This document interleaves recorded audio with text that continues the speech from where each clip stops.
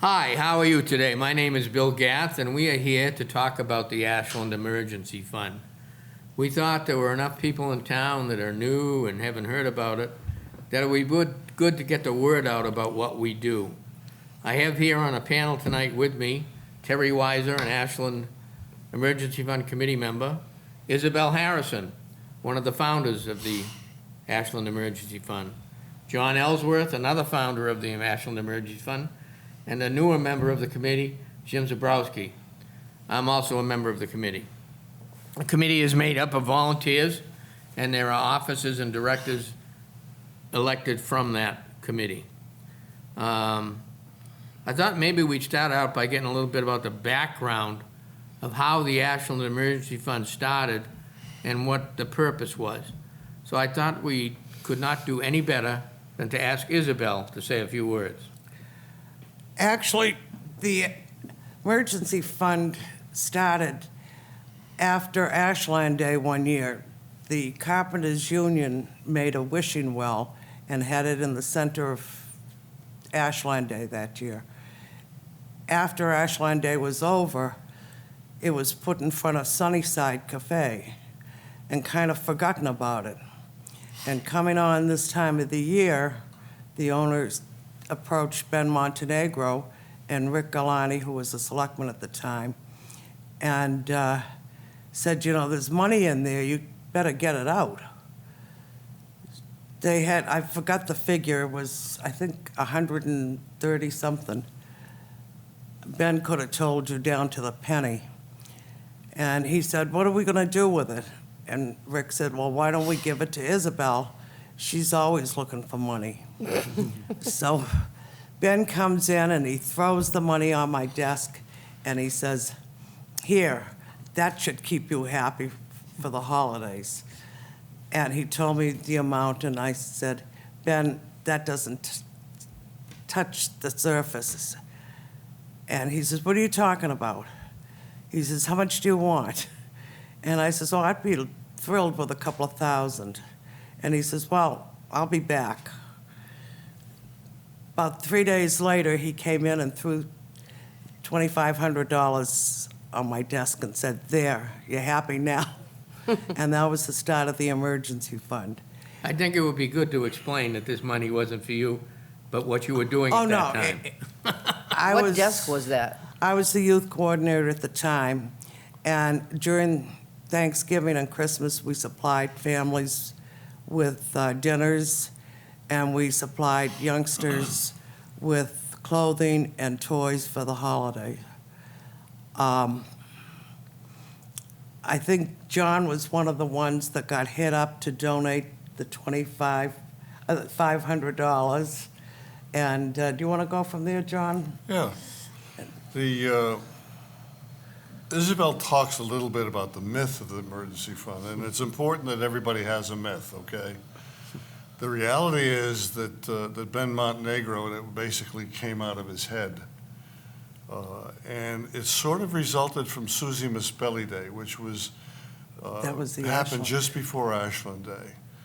Susie Mispelli had been badly injured, and the town came together on a day on Stone Park and raised, I forget how much money, but it was an awful lot of money, tens of thousands of dollars to help defray the medical bills. And Ben looked at that, and the Isabelle's reaction to the I think it was $127, Isabelle, something like that. And he said, we can do better. And he and I sat down and talked just a little bit. And two things resulted basically from Susie Mispelli Day. Ashland Day was one of them, and the wishing well, where the $127 came from. But on a more serious note, Ben sat down and he said, John, we need an organization. And we got 7 co-founders together, Jim and Lorraine Hickey, Isabelle, me, Ben, Jim and Denise, last names escape me. And 7 of us threw, and it was $3,500, Isabelle, not $2,500, but who cares? And we started the foundation or the emergency fund with $3,500. and that was in 1987. We were incorporated in 1987 as well through the services of an attorney who lived in town. And from that, we've grown to a $100,000 a year operation, pretty much. How much do you think has been distributed? We won't hold you to the penny, since it was founded in 1987. Over $1 million. I'm going to say about $1.5 million, $1.6 million, something like that. Now- We're way up there now. You raised this money how? Oh, it was primarily donations from people at large. We have no governmental funding whatsoever. We get grants from major corporations through their corporate giving programs. So, for example, John Hancock, there's about 12 or 13 people who live in Ashland and work at the Hancock. And through them, we receive a substantial amount of money, and that just goes right down the line. Fedwall, Microsoft, Google, the corporate giving programs, some of them are substantials, like Hancock, some of them are small, but they're all the result of individual gifts from people who live in the town of Ashland. Another way to give is if you go to our website, ashlandemergencyfund.com, it'll give you the addresses, and people want to sometimes donate money in memory of somebody. And when we receive that money, somebody sends out a thank you note. It also sends out a note to the family of the person that passed. So it's getting money from all sorts of directions and for all sorts of purposes. I would like to mention that on the end of the table here is Jim Zabrowski. He is one of the newer members of the committee and has been involved in the town forever and has always donated. And I wonder if he'd say a few words about why he joined. Well, my wife and I have been my wife and I have been giving for about, I think 27 years, practically from the start. Excuse me. And I think the thing that we've always appreciated about this fund is that 100% of what we donate is actually given to the people in need. And when I actually joined the board back in March, I was amazed to see how seriously that the board takes that even if they need a postage stamp, it doesn't come out of the donations. It comes out of somebody's pocket on the board. So that 100% of all the donors' contributions actually do go to the people in need. That's one of the main reasons that I fully support this charity. I know I live in Natick and I'm a out-of-towner, but I get involved a lot in Ashland. And I know of no other charity where it's towed the line, not one penny will go to overhead. In fact, the process of seeking some of our funds is usually carried out at the community center through Cara Terrell, who's what we call the tip of the spear.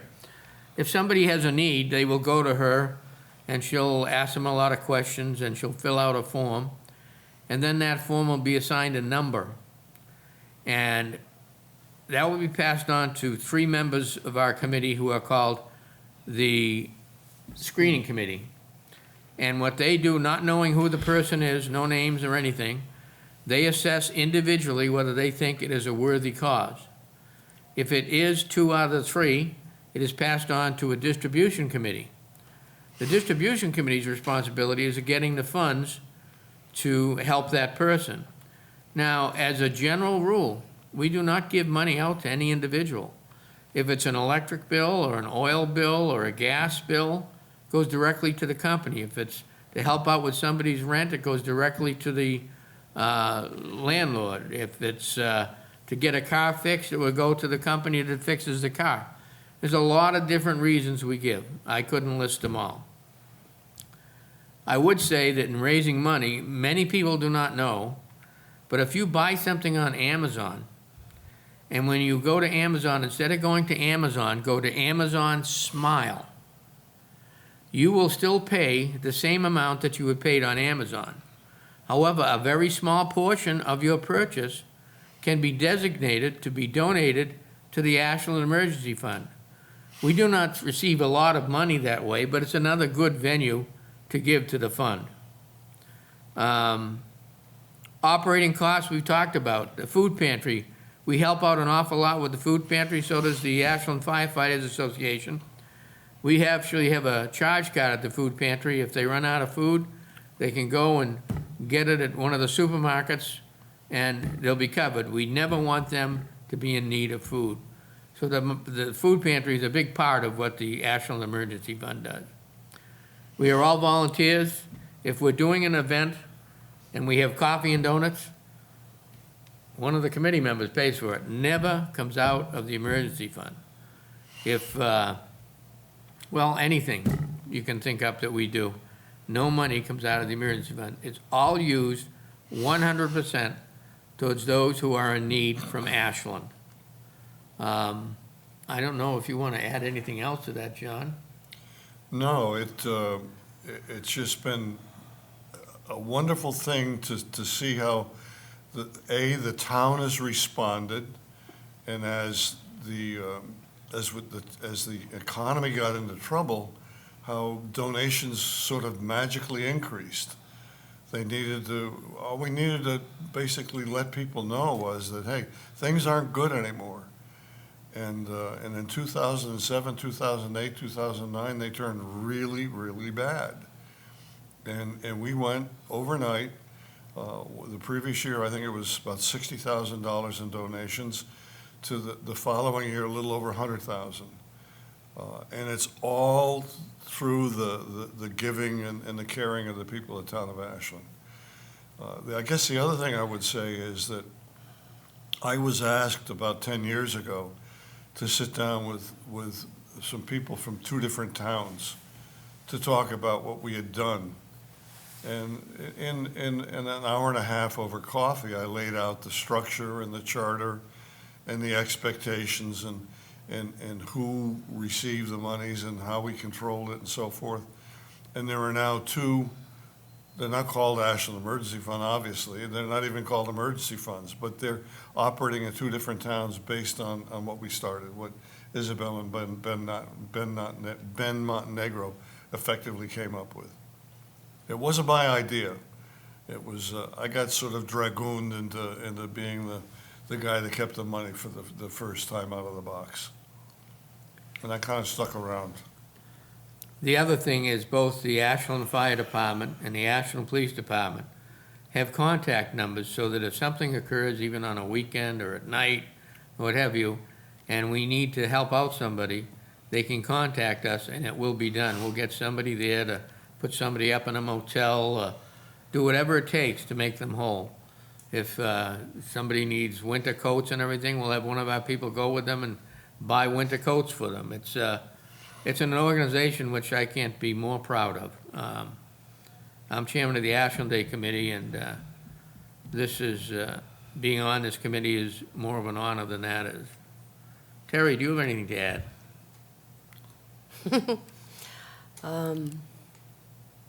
I'm just thankful that we have this organization in town to help people. It doesn't just help poor people, it helps emergency for any person in our town. It doesn't have to be somebody that is poor. It can be somebody just like me or you. Cancer, loss of job, someone dies in your family. This emergency fund helps you get by and through sometimes difficult situations. And the board never knows the names of the people that we're helping. And that's one of the reasons why I joined, because it's confidential and it's honest and it has integrity, and there isn't a lot of that left in our country. So I'm very thankful for the emergency fund and the people that volunteer. And we're always looking for more people to volunteer. If I could add a little bit to what Terry just said, Bill, there are many, many different kinds of needs. There's a little daily need, a child that arrives at school without mittens on a February day and needs mittens. I mean, that's what? That's $10, $15? I don't even know what mittens cost now. But you compare that to a breadwinner of a family with a mortgage and couple of kids, and cancer. The strategy of the board, the directed objective of the board is to be able to handle as many emergencies as we can, or be in a position to raise enough money to handle it. And at the moment, the way our board is set up, we have balance on hand, we can handle a continuing flow of cash out on the order of about $50,000, 50 to 60,000, and I don't want to make it sound minor, but it kind of goes out in small amounts. It's good. Dribbling out is the image, but that's not fair to the people who need it. They really need it. And in addition, we want to be able to handle at least one major emergency at any one given time. And a major emergency for us is $50,000. And when you consider a breadwinner without any money coming in, and a mortgage, and a family to feed, you can go right down the list. $50,000 may be what it takes to keep that family whole. And in all of these cases, and we've had a number of them over time, and I'm not going to enumerate them, because if I were to describe even one, people might know who it was. But we don't know the names, we don't know who's getting it. All we know is they need it, and it's determined in the social services office by Cara Terrell now. It used to be Isabelle who did it. And the money just goes out. And $50,000, we can do that. That's kind of what we're all about. I'd like to add here, too, if there is a state agency or federal agency that can help out, we always look for that. And we have also worked in partnership with St. Vincent de Paul, the Salvation Army, and others, the Federated Church, so that we all try and make the most use of a dollar. We're also a 50C, is it? 501c3. They know it. But that gives us the status that you can put it down on your taxes as a charitable organization, which does help.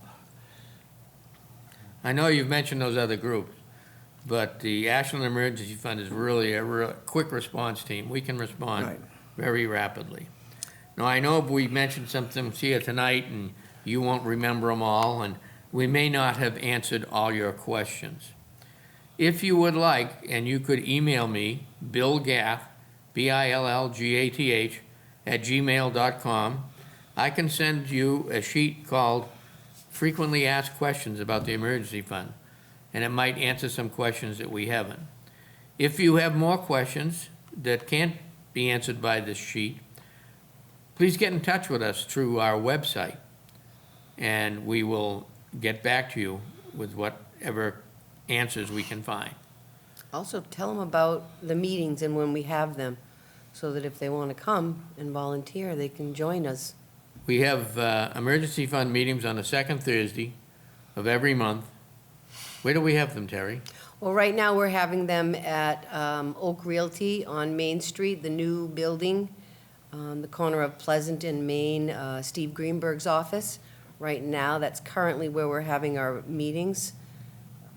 We're also seeking a larger place because We're hoping for more volunteers. we're hoping for more volunteers, and it's a little cramped the way we have it right now. So that may change, but you can always get in touch with us through the website, and we will let you know where we're meeting and when. The second Thursday, 7 o'clock every month. Do I we- thank you for, anybody else want to say anything? Did you want to talk about the fundraisers that we do, or nothing? Sure. What are the fundraisers we do? Well, right now, we're in the process of gathering change with the children through our Halloween drive. And I believe they went out this week to K through 5, maybe. And they, the children fill their baggies with change, and they bring it back to their teacher, and one of us picks it up and brings it to the bank, and then we tally it all up and let the kids know how many pennies, nickels, dimes, and quarters. And this was the chairperson of the emergency fund, who couldn't be here today, Rosemary Fedorchak, was her idea several years ago. And Each year, we've raised around 3,000, 3,500 through the coin drive, which is every October. We also have other fundraisers that we do. We've done a couple of auctions. Some of you have participated with that, and we're very thankful. And we do food drives. So you'll see us sometimes at Market Basket, and you'll see us at Shaw's, looking for food to fill our food pantry with. So we have lots of different activities that you can get involved in. Terry, how much does $3,500 in pennies weigh? That's also another reason why I have a bad back. Because I'm usually the one who collects the coins and brings them to the bank and stands at the coin machine for hours.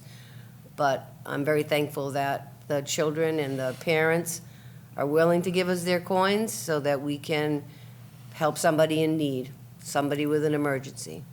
That's what we're here for. I'd like to just add, too, that other groups in town have done fundraising for us. There's high school students have done it. Various groups in town have undertaken something and raised money for us. And the seniors in general are very giving to us. Individual gifts have been the backbone of our organization. Well, I think we probably covered it, and we're probably taking up enough of your time. But I hope you'll keep us in mind, especially with the holiday season approaching. There are many needs that occur at this time of year, and there are many organizations asking for your assistance. All I can ask is that you put us on a list and realize that every penny you donate goes directly to one of our clients. Thank you for listening to us, and we hope to hear from you.